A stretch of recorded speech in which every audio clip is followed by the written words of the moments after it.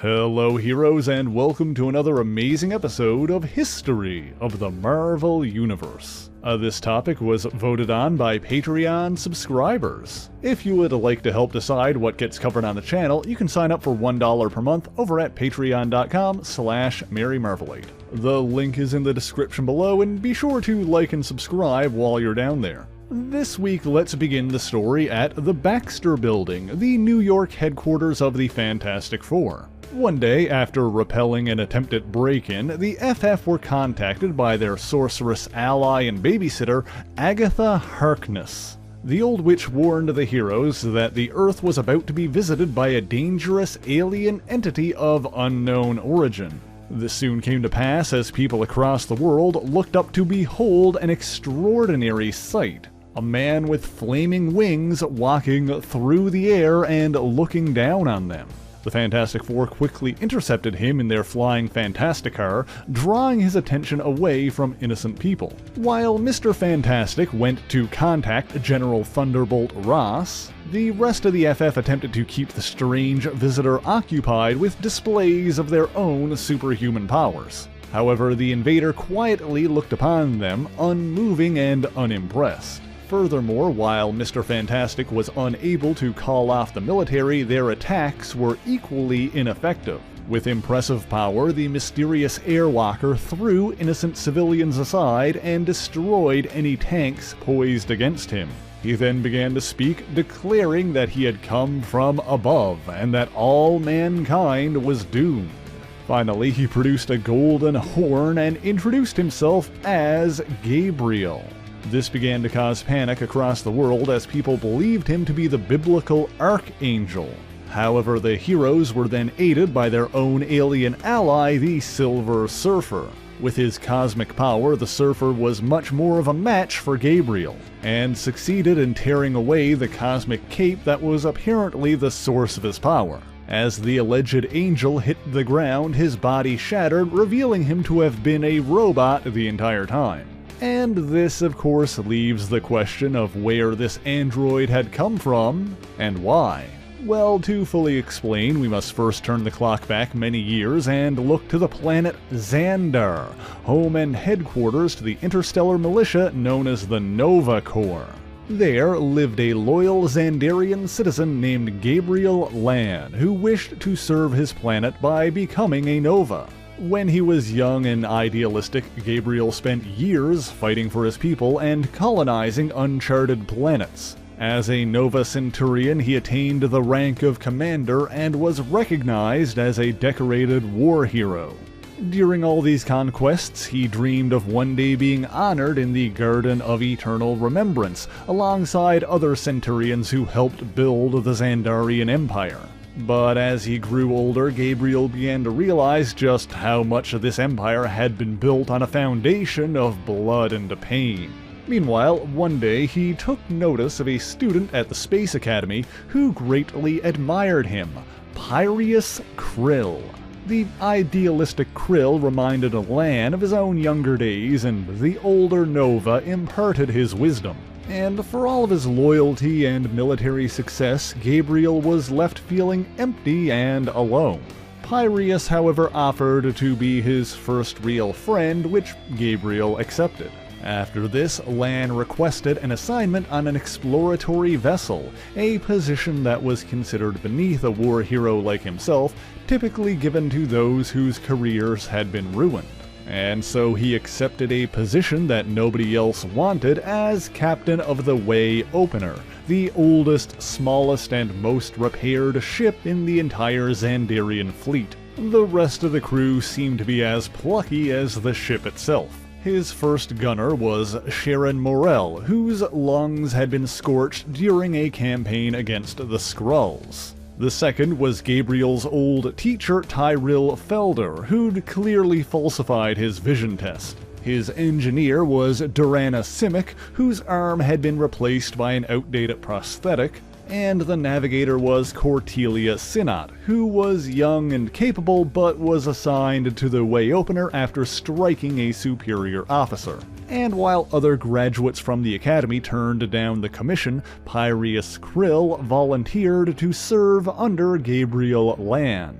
While initially reluctant to bring him on board, Lan relented when he saw Krill's sincerity, making him his first mate. Over the following years, the crew of the Way Opener boldly went where no Xandarian had gone before, encountering Kree, Skrulls, and other unknown aliens. Despite this, Gabriel still felt unfulfilled, longing to be something more than a cog in the machine serving the Xandarian Empire. Then one day, the crew came upon a large, spherical craft unlike anything they'd ever seen. As the Way Opener moved to investigate, Commander Gabriel Lan suddenly disappeared. He had been abducted by the owner of the other vessel, the World Eater Galactus. For those unfamiliar, this was a cosmic being who wandered the universe and sustained himself by consuming the life energies of entire planets. During one of these journeys, Galactus spared the planet Xan-La in exchange for the servitude of one of its citizens. And that's how the Xan-Lavian scholar Norrin Radd became a Herald of Galactus, the previously mentioned Silver Surfer. Charged with the power cosmic, the Surfer searched the starways for suitable worlds for Galactus to devour. While he initially avoided planets with sentient life, Galactus slowly suppressed his Herald's emotions and personality, making the Surfer more willing to sacrifice inhabited worlds. This eventually led them to the Earth, where they first encountered the Fantastic Four. It was there that the Surfer's emotions were reawakened and he turned against his master. While Galactus was ultimately repelled from the Earth, he punished the Silver Surfer by preventing him from ever leaving the planet. Following this, the World Eater searched for an intrepid explorer worthy of becoming his new herald. This eventually led him to Commander Gabriel Lan of the Xandarian Nova Corps. Like Norrin Radd before him, Gabriel was enhanced by the power cosmic and thus became the Airwalker. As his new moniker implied, Gabriel could then walk through the air while cosmic energy kept him aloft, signified by the flaming wings sprouting from his back. While he often slowed his movements within a planet's atmosphere, he was capable of reaching faster than light speeds and durable enough to travel through both the vacuum of space and hyperspace without issue. His strength was also enhanced to incredible levels, and he could exert himself for months at a time before needing to rest. Like others who wielded the power cosmic, he accomplished this by absorbing ambient cosmic energies which ran throughout the universe. His control over this power also allowed him to manipulate energy and matter, often using it to control the weather or simply generate bursts of heat or force. As he scanned the universe for his master's meals, he felt sympathy for both the beings that he sacrificed, and for Galactus himself, who Gabriel realized was a slave to his own nature. In a way, the Airwalker actually befriended Galactus, and they had many long conversations about the mysteries of the universe. Then one day they encountered a fleet of warships belonging to the highly advanced Ovoid race. Each Ovoid possessed psychic powers such as telekinesis, as well as the ability to transfer their minds into younger clone bodies. I don't believe I've mentioned them on the channel before, but they are noteworthy for having taught their mind-swapping technique to the infamous Dr. Doom. And despite being a peaceful people, the weapons on the Ovoid's starships were immensely powerful. Enough so that they were able to fatally injure Galactus's Herald and escape. While a hungry Galactus was not able to revive his Herald, he preserved Gabriel's memories by transferring his consciousness into a robotic replica body. This machine was capable of replicating Gabriel's powers by absorbing ambient cosmic energy through its fiery cloak. While the android Airwalker continued to serve Galactus, it lacked the inquisitive personality that had made them friends. Wishing to conscript the Silver Surfer back into his service, Galactus dispatched the Airwalker to Earth to lure out his erstwhile Herald. And of course we discussed what happened when he got there at the top of this video, with Gabriel being mistaken for the biblical Archangel. The horn-like instrument that he utilized after arriving actually produced a hyperspatial signal that summoned his master. After encounters with the FF and the US military, the Airwalker did indeed find his target. However, the Surfer was able to destroy the android's cosmic collector, cutting off his ability to absorb the necessary energy to power himself. Galactus visited the Earth shortly thereafter, revealing that he had created the Airwalker robot, but subsequently left when the Silver Surfer agreed to rejoin his side. However, Mr. Fantastic secretly programmed Galactus' ship to take him to the alien universe known as the Negative Zone, saving the Surfer from his service. Galactus didn't remain trapped in the Negative Zone for long, but after that he decided to abandon both the Surfer and the damaged robot. Meanwhile, the crew of the Way Opener continued to pursue the World Eater in search of their lost commander. Having taken over as captain, Pyreus Krill teleported himself onto Galactus' ship to confront him. In exchange for the full truth on what had happened to his friend, Krill agreed to become his next Herald. Pyreus was thus infused with the power cosmic and henceforth became known as Firelord. Krill later traveled to Earth himself to enlist the aid of Thor and Hercules in a conflict against Ego, the living planet. However, Galactus suppressed his Herald's memories of the Airwalker. Over the course of the following conflict, Thor and Firelord became allies and perhaps even friends. At the end of that battle, Pyreus requested to once again have the freedom to choose his own destiny. To allow this to happen, Galactus required a suitable replacement, and so Thor provided him with the enchanted Destroyer armor, which could serve as a new herald. Meanwhile, the Airwalker's remains were found by the cybernetic criminal known as the Machine Smith. He did his best to repair the android, but did not fully understand the alien mechanisms and was unable to reactivate him. Furthermore, the workshop he brought him to was left abandoned after a clash between the Machine Smith and Captain America. However, it seems the villain had reassembled the Airwalker enough for his self-repair systems to finish the job. Several months later, Gabriel rose again and reignited his Cape of Destiny. The light from this drew the attention of a young boy named Kevin Matheson.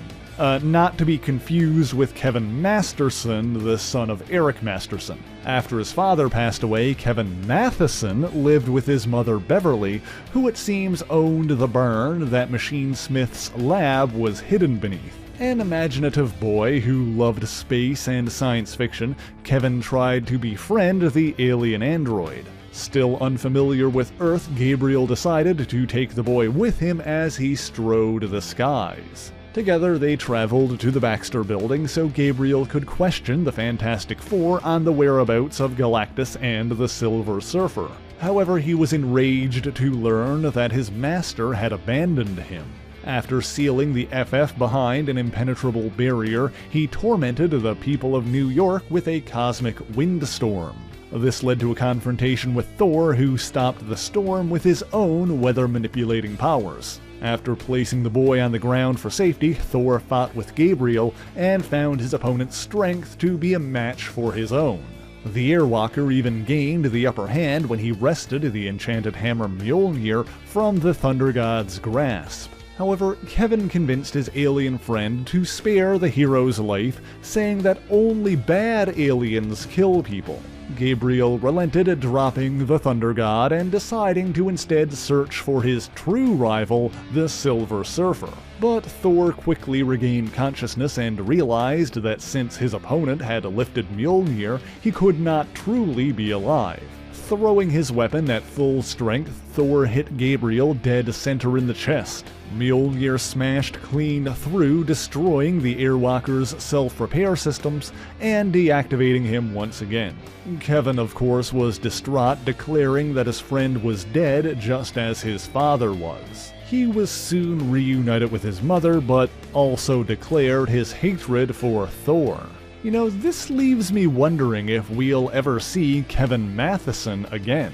After all, if the Machine Smith's lair was hidden under his mother's farm, perhaps there's some connection there. But it remains to be seen if Kevin will grow up and attempt to take revenge on Thor in some way. In any event, he wasn't the only one saddened by Gabriel's death, as Firelord soon arrived on the scene. Seeing news broadcasts of Thor battling Airwalker had reignited his memories of his closest friend, but the former Herald had arrived too late. Enraged by the android's destruction, Firelord attacked Thor. The two fought to a standstill, but Thor soon realized that he could neither defeat nor reason with his former friend, and surrendered to whatever justice he had in store. However, Pyrrhus could not strike someone down in cold blood, and instead explained the reasons for his fury. Following this, Firelord left the Earth again, taking the Airwalker's android body with him. Traveling back to the Tranta system, where their home planet of Xandar was located, Pyrrhus Krill buried all that was left of Gabriel Lan on a nearby asteroid. However, it turns out that he hadn't recovered every single piece of the Airwalker's robot body. The battle between Thor and Gabriel was also witnessed by a mad scientist who'd worked with the machinesmith, Dr. Jonathan Care. When the Airwalker was destroyed, Care secretly absconded with a piece of his self-repair system. Studying this technology, Care created a prototype android of his own, a second Airwalker. He also attempted to apply the regeneration technology to himself, but to disastrous results. During his experimentation, Care inadvertently killed himself, and while the repair system soon resurrected him, he quickly died again, only to be resurrected once more, with the process continuing until he was driven insane. Following this, Care and the prototype Airwalker went on a rampage across Scotland until they were confronted and defeated by the superhero team Excalibur. The Airwalker itself was destroyed during a battle with the team's leader, Captain Britain. In the meantime, off in space, Galactus changed his herald several more times, first to the stone-bending Terrax the Tamer, and then the human woman Frankie Ray, who took the name Nova but has no relation to the Xandarian Nova Corps. When these all failed him for one reason or another, Galactus decided to employ a brutal executioner named Morg. Once he was charged with the power cosmic, the Silver Surfer believed Morg to be a deadly threat and enlisted other former heralds to help oppose him. To this end, he, Firelord, and Nova traveled to the Tranta system to unearth the remains of the Airwalker. Together, the three were able to recharge the cosmic cells that powered the android's body. The fallen herald was resurrected once again, but this time he came back confused, violent, and more robotic than ever. There was still some piece of Gabriel Lan inside of him, however, and Firelord was able to convince him to help. After recruiting Terrax to their side, the former heralds used Airwalker's homing beacon to find Galactus and challenge Morg. They ultimately succeeded in defeating their foe, but Airwalker was badly damaged and Nova was killed. Following this ordeal, Firelord offered to serve Galactus once again, provided Airwalker be allowed to do so at his side. He primarily did this so his friend's body could be repaired, and Pyrrhus hoped that Gabriel's personality could re-emerge. As former Nova Centurions, they aided the human Nova, Richard Ryder, in a conflict against the rogue Xandarian Garthan Saul. Following this and the resurrection of the Xandarian princess Adora, Pyrrhus and Gabriel found themselves missing their home planet. Soon after that, Morg attacked again, having been resurrected by Galactus shortly after his initial defeat. This time, Airwalker's body was damaged beyond repair, but he was able to escape. Before he completely shut down, Gabriel reached the Silver Surfer to warn him. The Surfer then rushed back to Galactus's world ship, the Ta-2, to save Firelord and defeat Morg once again. Following this, the Surfer agreed to no longer interfere with Galactus, provided he save Gabriel Lan's remaining life essence. To accomplish this, he transferred the Airwalker's consciousness from the destroyed body into the mainframe of the world ship itself. Following this, Morg was turned against Galactus after being abducted by his rogue creation, Tyrant. That whole situation culminated in Morg using a universally feared weapon called the Ultimate Nullifier to destroy Tyrant, the World Ship, and himself. However, Galactus survived and apparently preserved Gabriel's consciousness once again, transferring it into a new robot body. Finally free, he returned to Xandar and served the Nova Corps on his home world once again. Years later, he was nearly destroyed along with Xandar by invaders from the Negative Zone during the Annihilation War. The Silver Surfer tried to rescue him, but Airwalker was already badly damaged. Unwilling to leave his remains in disgrace, the Surfer seemingly destroyed Gabriel with cosmic energy. However, he apparently survived again, presumably restored by his self-repair systems, and eventually resurfaced alongside other heralds and heroes when Doctor Strange opposed a mystically charged Galactus.